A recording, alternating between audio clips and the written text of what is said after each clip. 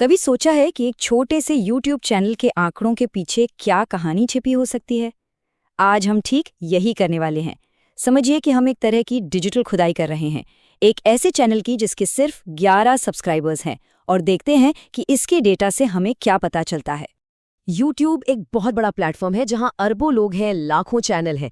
लेकिन आज हमारा ध्यान उन लाखों में से एक ऐसे चैनल पर है जिसके सिर्फ 11, जी हाँ, सिर्फ 11 फॉलोअर्स हैं। तो सवाल ये उठता है कि भाई 11 सब्सक्राइबर्स और 62 वीडियोस में ऐसी क्या कहानी हो सकती है?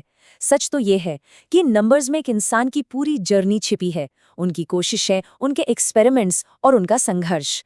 तो चलिए इस क्रिएटर की दुनिया में थोड़ा और गहरा उतरते हैं। सबसे पहले ये समझने की कोशिश करते हैं कि उन्होंने अब तक क्या-क्या बनाने की कोशिश की है। उनके कंटेंट का मिक्स आखिर है कैसा? चैनल को देखें तो 1 साल से ज्यादा का समय हो चुका है, और ये बिल्कुल साफ है कि इस क्रिएटर ने काफी कुछ आजमाया है। नैतिक कहानियों से लेकर परियों की कहानियों तक, और हाँ, कार्टून नैरेटिव्स भी। ऐसा लगता है मानो वो अपनी सही आवाज, अपनी सही पहचान ढूंढ रहे थे। शुरुआत में उनका फोकस प्रेरणा देने वाली और जादुई कहानियों पर था। जैसे टाइटल्स थे गरीब सब्जी वाली की बहू बनी पुलिस या 3 जादुई परी की कहानी। इन वीडियोस पर व्यूज कुछ खास नहीं थे, बस गिनती के कुछ ही। अच्छा, अब इससे पहले कि हम आगे बढ़ें, एक कॉन्सेप्ट को समझना जरूरी है। एनोमली। आसान भाषा में कहें तो ये डेटा में एक ऐसी चीज है जो बाकी सबसे बिल्कुल अलग थलग, एकदम हटकर दिखती है। और हमारी कहानी का सबसे जरूरी हिस्सा यही एनोमली है। तो अब वक्त आ गया है उस एनोमली को उजागर करने का।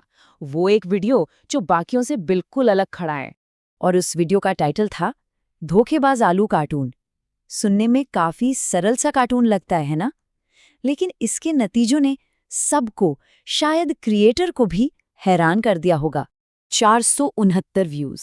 अब हो सकता है कि ये नंबर बहुत बड़ा न लगे, लेकिन इस चैनल के लिए ये एक बहुत बहुत बड़ी बात थी।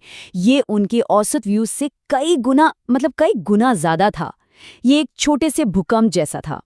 यहाँ इस चार्ट में फर्क को साफ साफ देखा जा सकता है। एक तरफ वो अकेला एनोमली वीडियो है 469 व्यूज के साथ, और दूसरी तरफ हैं बाकी सारे वीडियोस जिनका औसत मुश्किल से 10 व्यूज है। ये एक साफ इशारा था कि यहाँ कुछ तो सही काम कर गया था। तो जब कोई फॉर्मूला काम कर जाता है, जब आपको सफलता का स्वाद मिल जाता है, तो अगला कदम क्या होता है? जाहिर है हम उसी रास्ते पर आगे बढ़ते हैं, है ना?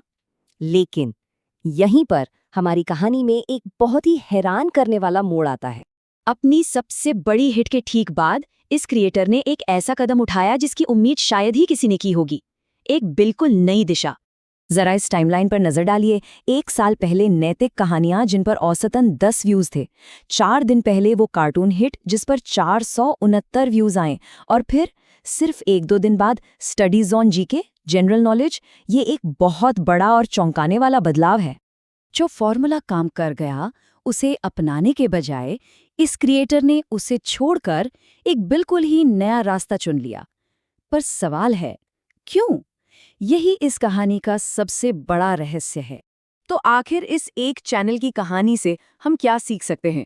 देखिए, ये सिर्फ एक इंसान की कहानी नहीं है। ये उन हजारों लाखों छोटे क्रिएटर्स की कहानी है जो अपनी जगह बनाने की कोशिश में लगे हुए हैं। एक छोटे क्रिएटर का सफर अक्सर कुछ ऐसा ही होता है। पहले आप बहुत सारे प्रयोग करते हैं, फिर आपको अचानक कुछ ऐसा मिल जाता है जो काम कर जाता है, वो एनोमली। और फिर आपको फैसला करना होता है, क्या इसी पर टिके रहना है या कुछ और आजमाना है। पर सबसे जरूरी बात, आप बनाना बंद नहीं करते।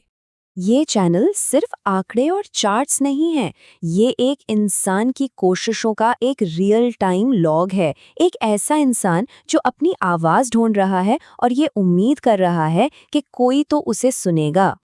और ये सब हमें एक आखिरी और सबसे बड़े सवाल पर लाके खड़ा कर देता है। YouTube जैसे इतने बड़े प्लेटफॉर्म पर सफलता का असली मतलब क्या है? क्या ये सिर्फ व्यूज और सब्सक्राइबर्स की गिनती है, या फिर ये लगातार कुछ नया बनाने, सीखने और अपनी आवाज को ढूंढने का जो सफर है, क्या वही अपने आप में एक जीत है? इस पर सोचने की जरूरत है।